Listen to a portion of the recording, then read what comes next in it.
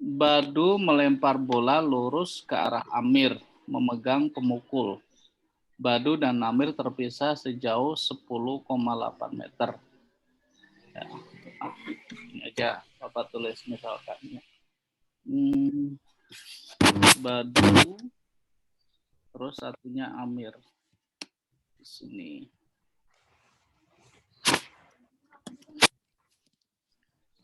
Badu dan Amir ini terpisah sejauh 10,8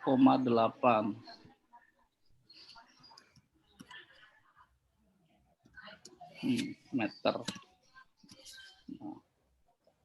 Nah, ini Badu dan Amir ya.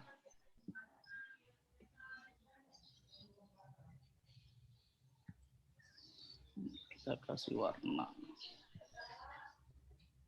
10,8.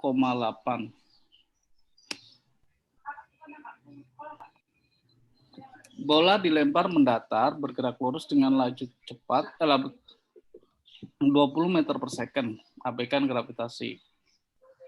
Amir memukul bola 4,010 pangkat min 3 second setelah bola dilempar. Jarak pemukul bergerak dengan laju. Jika pemukul bergerak dengan laju konstan 5 meter per second, bola dikenai pemukul setelah bergerak sejauh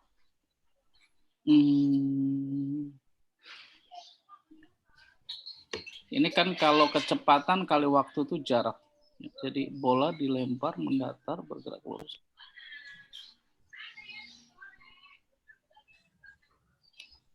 (20 kali ini kan 0,04 nih. Kalau kita lihat jaraknya ya. Nih. S itu V kali T ya. V-nya itu 20 dikali ya. T-nya ini 4,10 pangkat min 3 itu 0,004.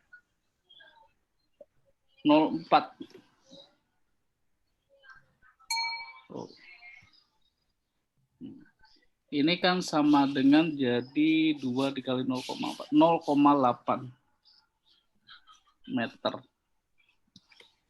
Nah, udah berkurang 0,8 meter tuh. Ya. Nah, terus ada ini tapi jika pemukul bergerak dengan laju konstan 5, ya bola dikenai setelah 5 kali ini juga nih jarak yang kedua ya. Nah, jarak Amir misalkan ini.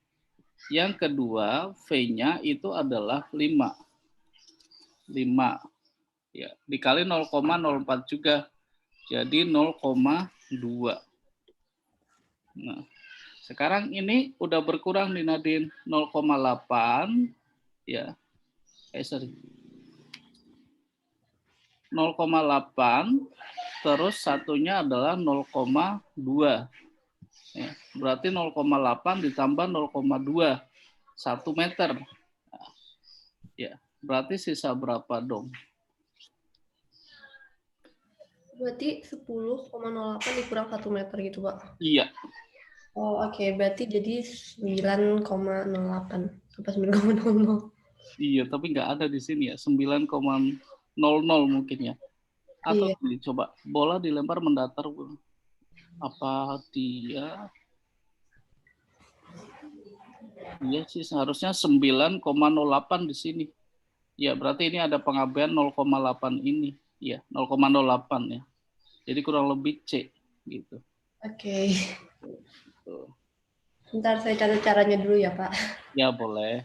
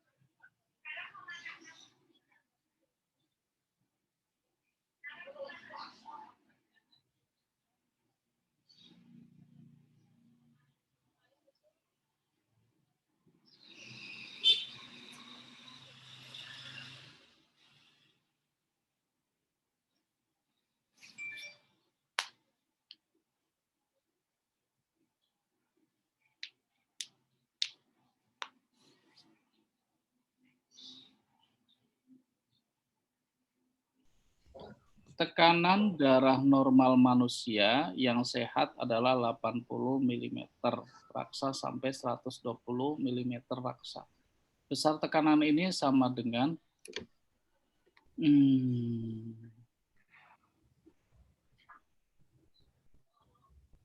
ketinggian air raksa.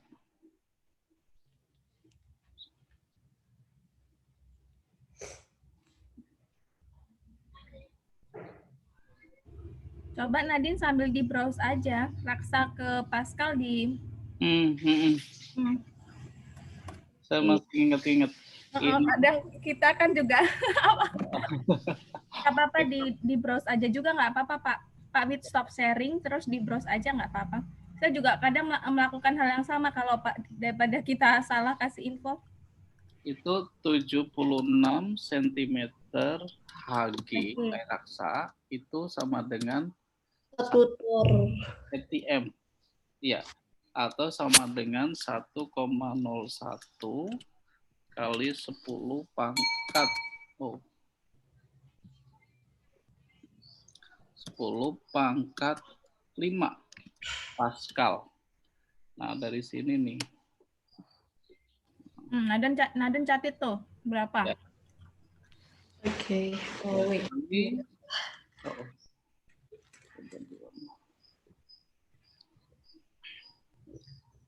Berarti kalau kayak gitu, gini aja, kalau 80 mm Hg, ya, 80 mm per 76. Ini Nadine, kita pakai kira-kira aja ya. Kan boleh pakai kalkulator. Jadi milimeter 80 mm itu sama dengan 8 per 76. Nah, dikali 10 pangkat 5 itu sama dengan kalkulator sebentar. 10 pangkat 5 itu adalah 100.000. Berarti 8 kali 100.000. Dikali 1,01 kali ya, Pak? Iya. 1,01 anggap aja 1, Bu. Oh iya benar ya. Itu jadi penghormatan ke Pascal itu. Oh, oke. Tapi kalau pakai kalkulator kayak jawaban yang mendekati D sih, delta. D. Coba. Okay. 8 per 76. 1052. 1052 D, ya betul. Nah, gitu. Kurang lebih 1052. 10. Ini kalau Bu Nina yang ngajarin harus cari dulu. Karena betul. Ini ya, konversi ini emang, nah itu yang saya bilang Bu, biasanya OSN itu yang diajarkan di kelas atasnya dikeluarkan di sini. 10526 Pak, bukan 10525. Iya, oh iya, 26. Nanti yang satunya berarti ya 120 mm itu 12 per 76 ya, dikali 10 pangkat 5. Itu kalau pakai kalkulator ini 12 per 76 itu 15789. Iya betul, 15789. Ya. 15789 Pascal. Nah, Pascal ini satuan standar di tekanan ya. Jadi standar SI unit untuk pressure, untuk tekanan.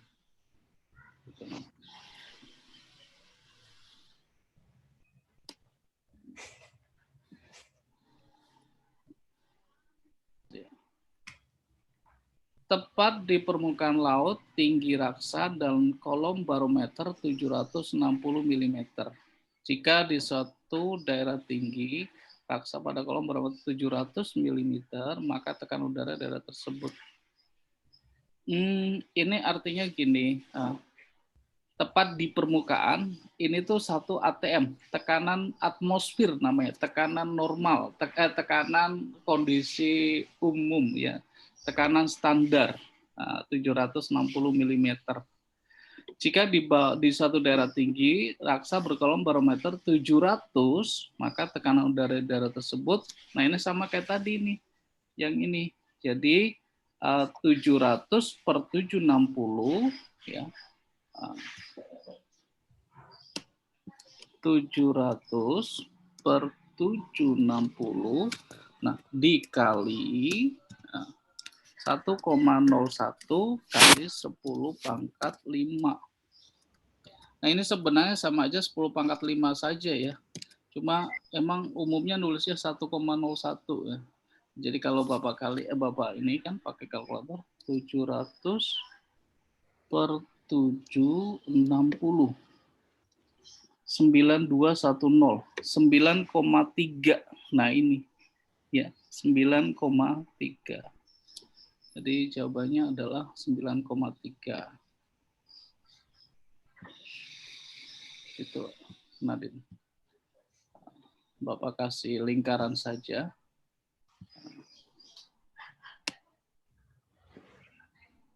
Ini jawabannya 9,3. Ini jawabannya D. Nah, seperti itu.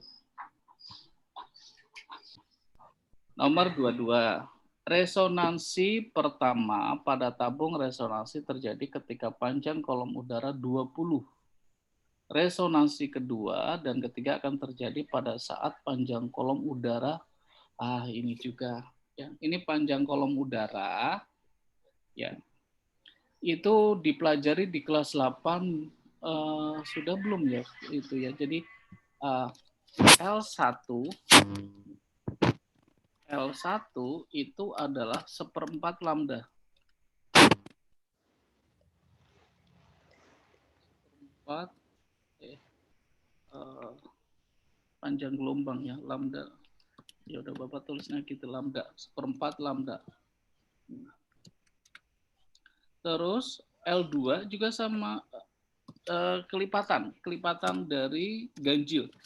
3/4 kali lambda. Lambda itu panjang gelombang. L3 ya, itu adalah 5/4 kali lambda. Nah, dan seterusnya ya. Jadi nanti L4 ya, panjang keempat itu jadi 7/4. Jadi deret ganjil ya, kali lambda. Nah, kemudian kalau L1 itu 20 cm, kita cari lambda dulu nih berapa, baru nanti masukkan untuk mencari L2 sama L3. Ini. L1 dia bilang ya, L1 itu 20 sama dengan 1/4 kali lambda. Atau berarti lambda panjang gelombang itu dikali balik sana. Jadi 4 dikali 20. 4 dikali 20. Maka lambda panjang gelombang ya, lambda itu sama dengan 80 cm. Nah, dari sini ini diperuntukkan untuk nyari L itu. Jadi ya L2 itu akan sama dengan dari sini nih. Kalau Bapak copy. L1 20 cm. 20 cm. L2 adalah 3/4 lambda. Lambdanya adalah 80. 3/4 dari 80. 80 bagi 4, 20. 20 kali 3, 60 cm. Nah, ini juga sama 5/4 dari 80. 5 kali 2, 100. 80 bagi 4, 20. 20 kali 5, ya 100 cm. Kemudian 7/4 dari 80. 140. cm. 80 kali 4, iya benar 140 cm. Jadi jawabannya adalah 60 dan 100. 60 dan 100. Ya, jawabannya C. Seperti itu nanti. Yang L4-nya nggak dipakai kan, Mbak? L4-nya nggak dipakai karena nanyanya kedua dan ketiga. Oh iya, resonansi kedua dan oke. Kedua dan ketiga. Oke. Sebuah potongan gabus di permukaan air kolam bergerak naik turun akibat gelombang permukaan air. Waktu yang diperlukan dari posisi puncak hingga posisi puncak berikutnya adalah 1,2 detik. Jika di permukaan air jarak antara dua puncak gelombang berurutan adalah 10, maka kelajuan ini semua gampang aja, bagi aja 10 dibagi 1,2. Karena kebetulan ini dari puncak ke puncak nih. Kalau Bapak bikin gelombangnya, nah kayak gini ya. Nah, ini dari puncak ke puncak itu 10 cm ya. 10 cm. Terus dia waktunya juga 1,2 detik ya. 1,2 detik. 1,2 detik. Berarti kalau kayak gitu ya pakai prinsip biasa saja, kecepatan yaitu adalah jarak dibagi waktu. V itu adalah S dibagi T. Ya. S-nya adalah 10 cm dibagi T-nya adalah 1,2 detik. Jadi kalau kita kalkulatorin 10 dibagi 1,2 8,3333 ya. Jadi jawabannya adalah 8,3. Dan ini satuannya unitnya cm per detik per second. Ya. Nah, seperti itu Nadine. Ya. Ini second. Jadi 8,3 cm per detik. Gelombang bunyi pada pipa organa tertutup mempunyai pola gelombang serupa dengan ini. Nah, ini emang anak kelas ini nih, ya, agak atas nih. Ini sama dengan lambatan gelombang pada kolom udara. Gelombang. Ada Pak Kamus. Iya ini gelombang salam benar. Ini.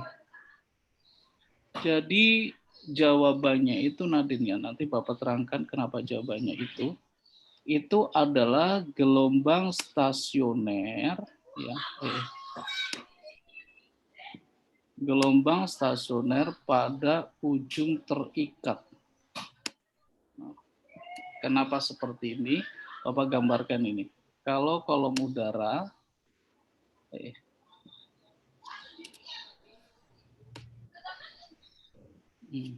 kok itu kotak ya.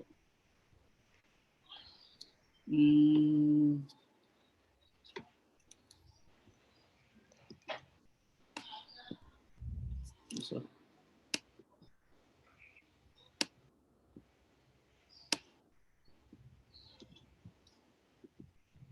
Nah, ini kolom udara nih. Ya, nanti terbentuk gelombang. Yang tadi Bapak kenapa bilang 1/4 lambda? Karena begini, ini 1/4 lambda.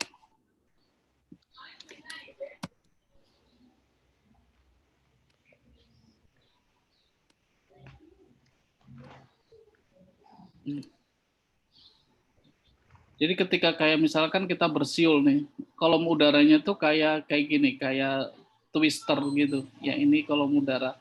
Ya ini 1/4 lambda ketika dia resonansi pertama. 1/4 lambda ya. Nah kemudian kenapa sama dengan gelombang stasioner pada dawai dengan ujung terikat? Jadi kalau ujung terikat itu dia begini. Nah, ini dawai ya, Pak, senar. ujungnya terikat. Nah, nanti balik lagi seperti itu. Nah, kok jadi begitu? Ini gambarnya kok jadi begini? Ya, jadi dia begini. Oh, nanti balik lagi.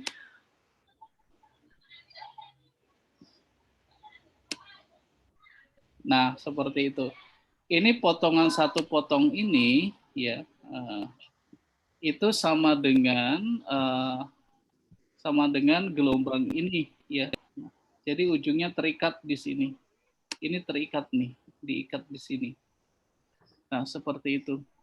Mudah-mudahan kamu mengerti ya. Ini sebenarnya agak ini ya, pelajaran SMA kelas 2 nih, ya. Gelombang stasioner itu adalah gelombang diam.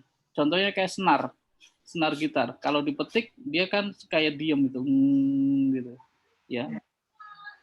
Nah, ujungnya terikat di sini kayak gini. Ini terikat nih di sini. Ya kayak dia membuat namanya simpul.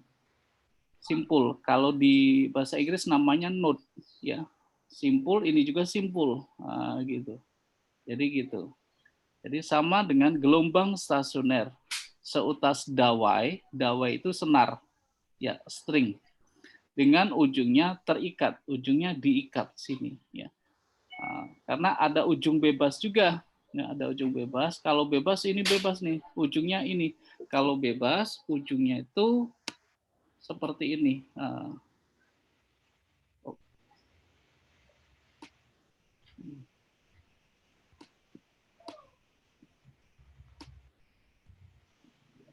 Nah, ujungnya bebas dia, tidak terikat. Ya. Bisa naik turun. Ya. Nah, seperti itu Nadine. Jadi jawabannya D, ya. Oke.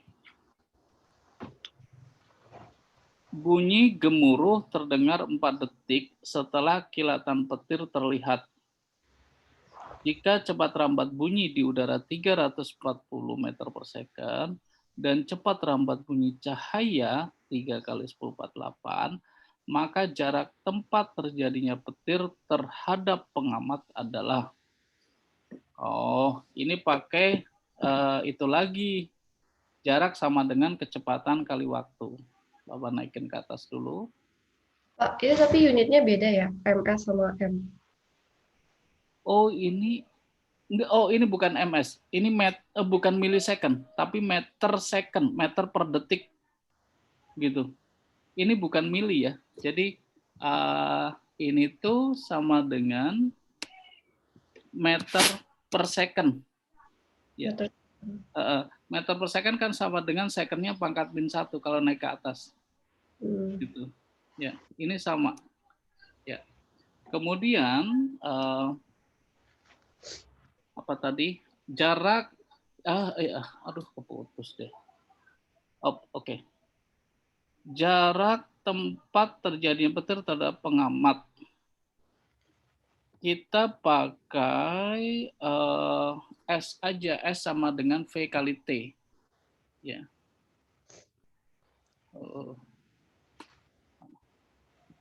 S itu jarak, V kali T.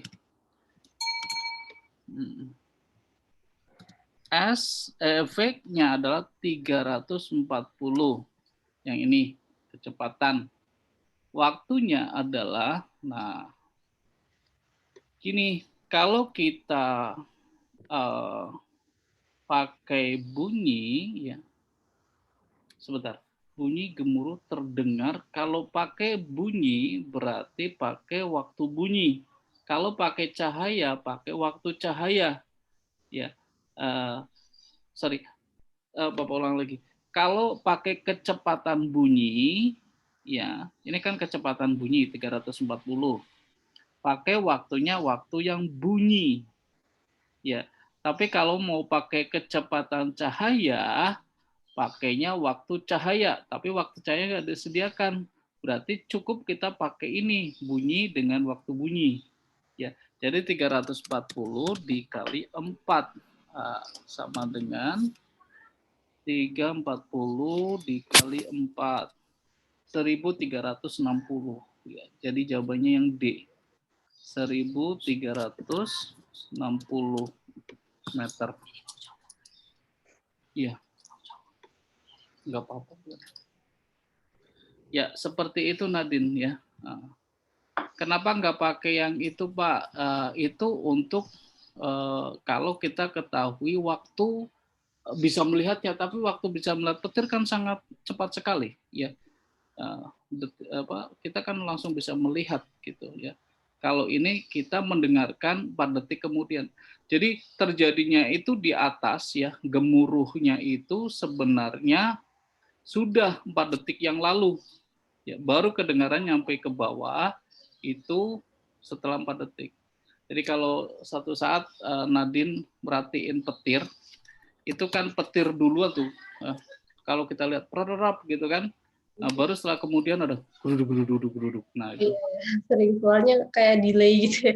Iya betul, delay.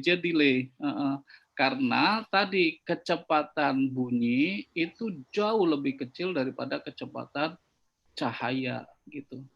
Kita bisa melihat langsung cahaya, tapi geruduk-geruduknya itu delay dulu.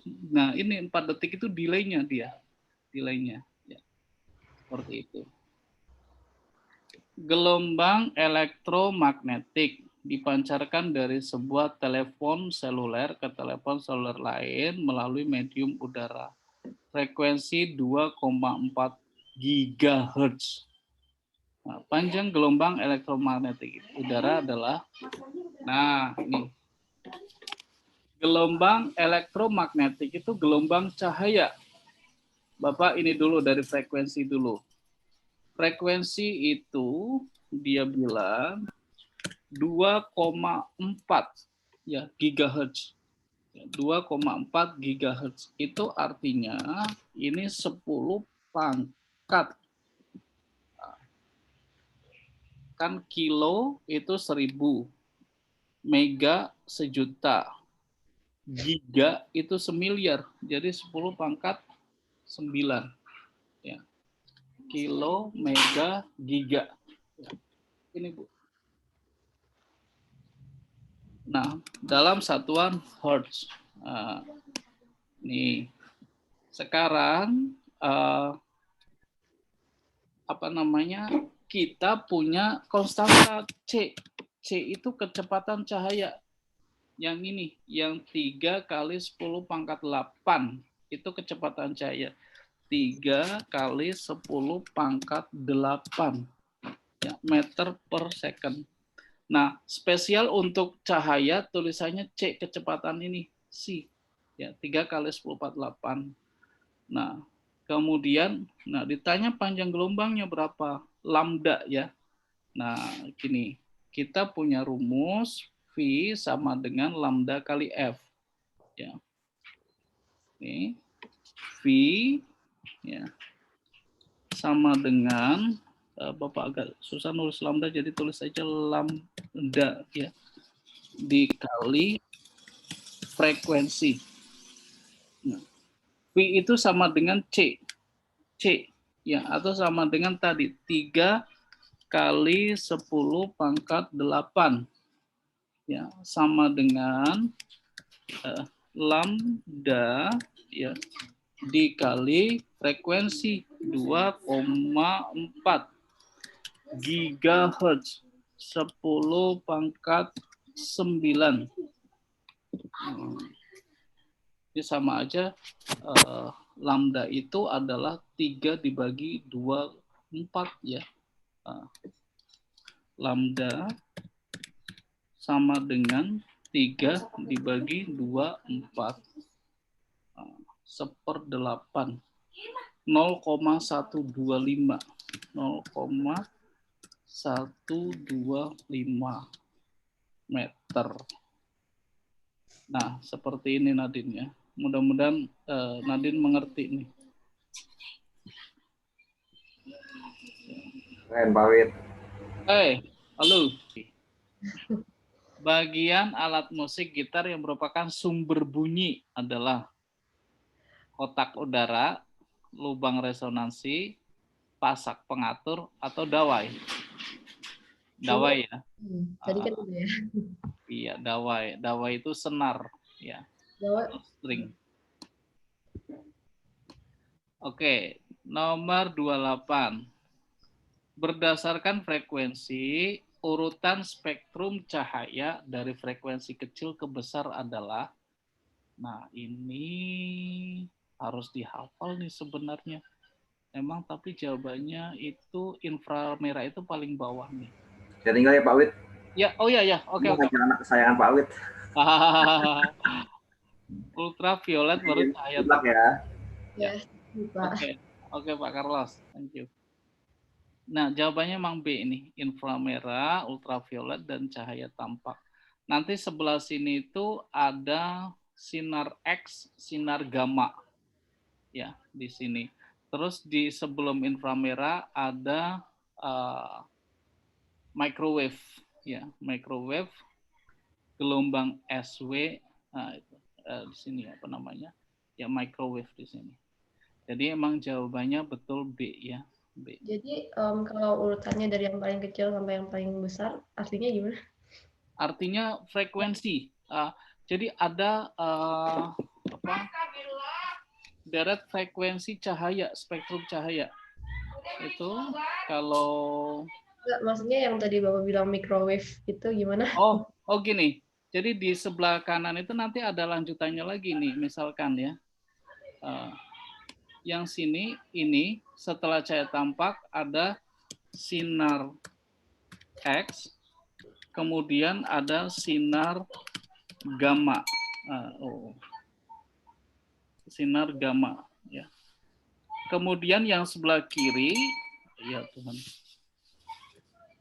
Yang sebelah kiri ini di sini ada microwave. Jadi sebelum inframerah. Sebelum inframerah ada microwave.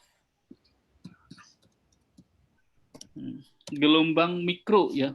Microwave artinya bukan microwave itu ya, bukan microwave buat masak itu bukan. Ini gelombang. Gelombang microwave. Dan sebenarnya microwave itu bekerja berdasarkan gelombang microwave ya. Gelombang mikro namanya. Iya. Nah ini ya.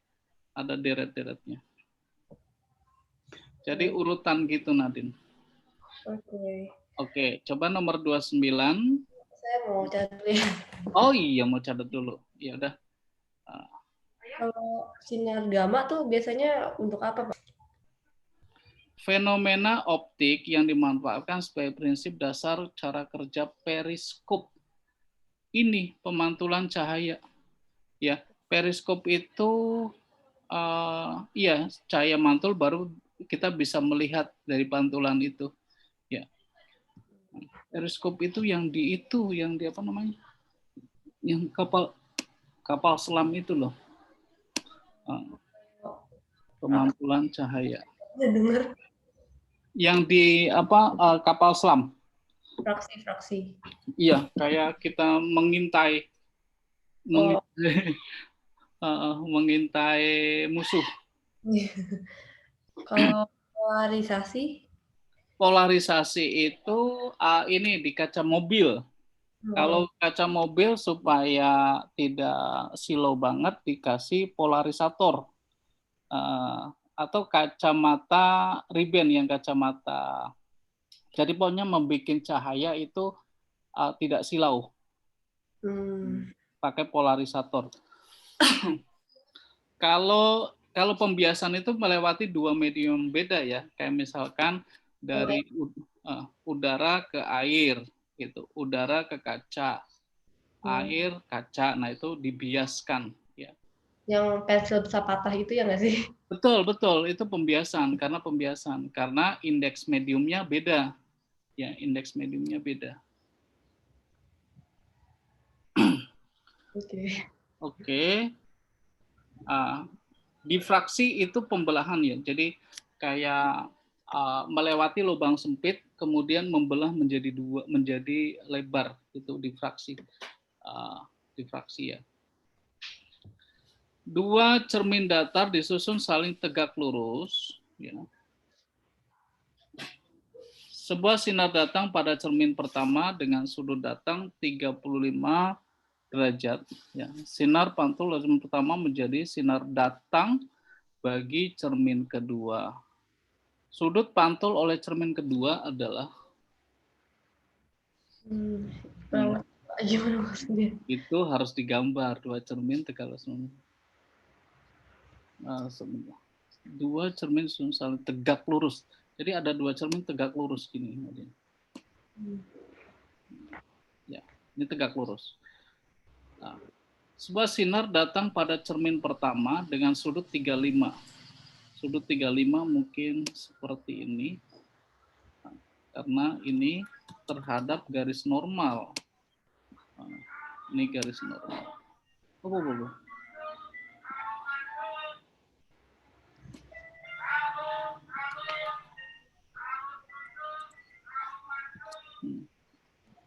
Ini garis normal. 35 derajat, ini 35 derajat. Waalaikumsalam. Waalaikumsalam. Nah, 35 lagi berarti nanti ke sini juga 35 nih.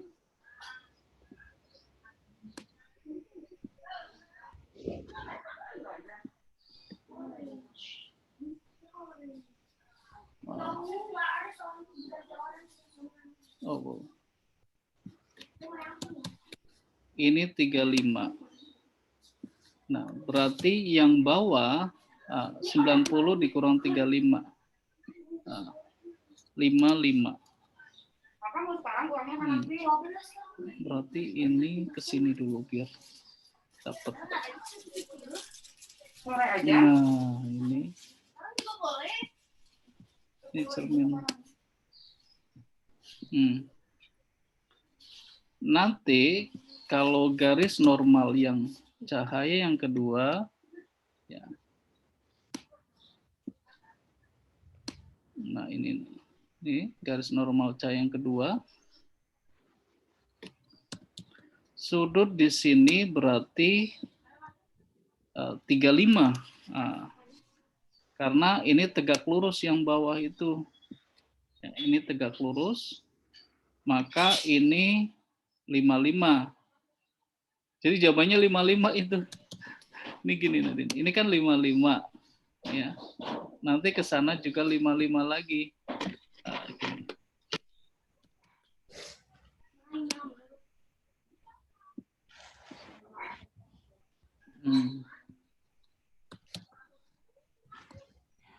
Nah, gitu.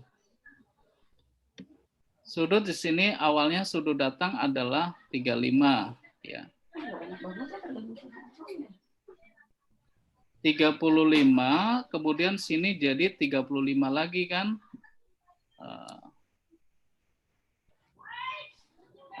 Ini jadi 55 karena 90 dikurang 35.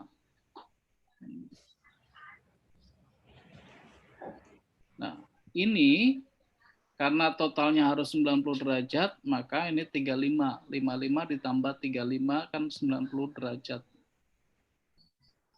Ya, ini 55. Sudut datang sama dengan sudut pantul. Ya,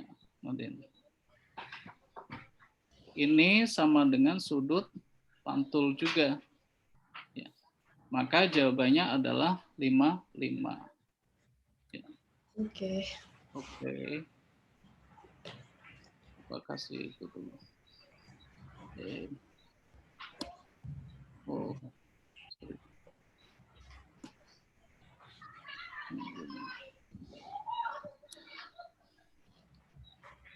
Ya, Nadine mungkin seperti itu aja dulu ya, karena Bapak harus ngajar lagi, siap-siap ngajar di kelas yang beda ya. Nadine kalau mau tetap di sini silakan tetap di sini.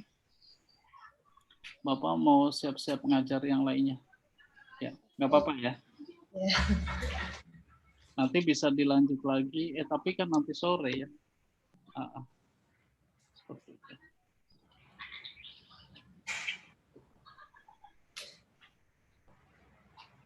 Pak, ini apa soalnya cuma 2 bio sama fisika? Kok nggak ada itu kimia? Ada, harusnya ada kimia, tapi kimia jumlahnya lebih sedikit. Oh, sedikit. Bu Joana ya. Iya, Bu Joana.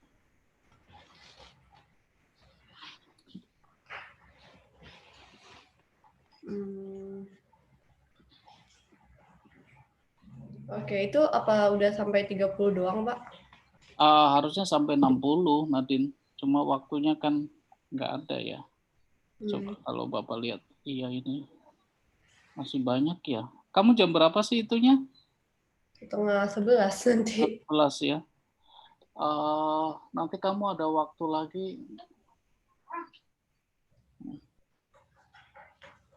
Paling sih jam 9 sih, Pak. Jam 9 ya. Yaudah nanti coba jam 9 kita lanjut lagi ya. Jam 9. Oke ya. Bapak tinggal dulu bentar ya. Oke, sekarang recess kan boleh? Iya, recess dulu ya. Oke. Thank you, Pak.